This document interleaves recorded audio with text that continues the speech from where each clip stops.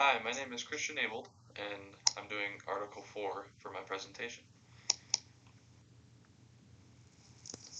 So the first thing I talked about in my article reflection was things that made sense. These are the things that made sense to me in the article, associating your brand with the benefits and qualities your brand has to offer and portraying that through your marketing. I feel like this is pretty straightforward in the sense that we see it every day. Brands are always trying to show their movement or prove to you that their benefits best fit you. And when this is incorporated in performance marketing, it works and it makes sense. Creating and applying brand equity. So brand equity is something that, was taught to me during my undergraduate program. But using this with the 4 Ps of marketing, it proves to work in the real world. If you feel, respect, and find uniqueness in a brand that resonates with you, you tend to lean in that direction when you're, going through your buying process. Connecting your revenue to your brand. So this can be used as a measurement technique.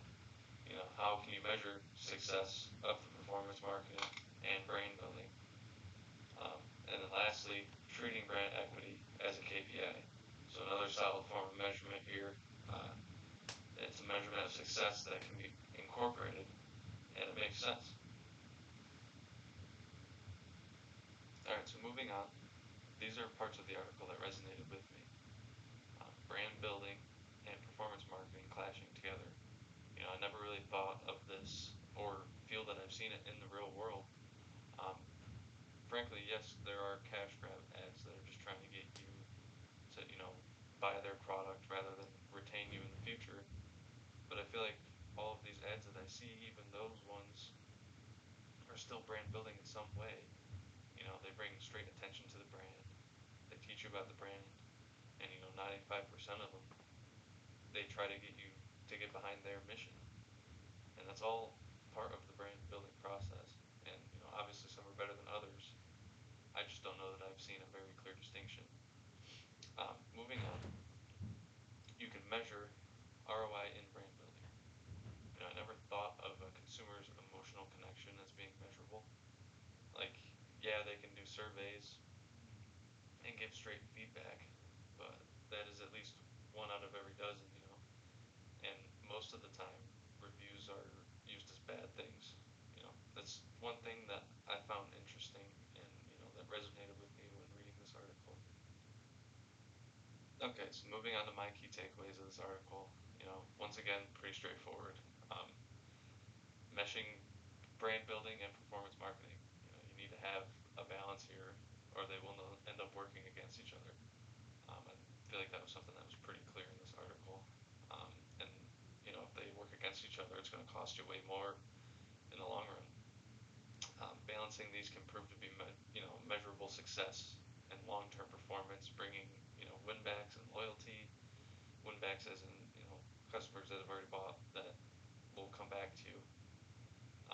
I would certainly implement this in my future marketing campaigns. I feel like it's a win-win.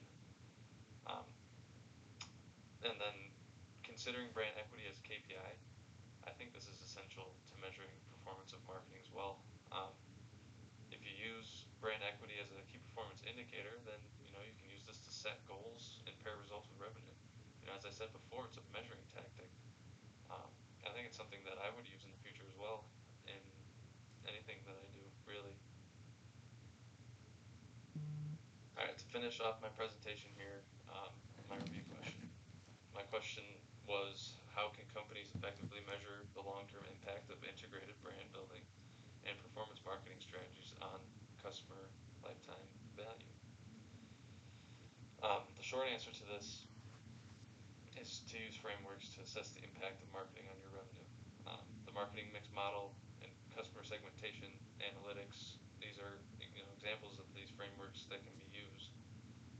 Aligning your brand campaigns with lead generation and using that to track your revenue is also another framework to use, and it's one that's proven to work in the real world.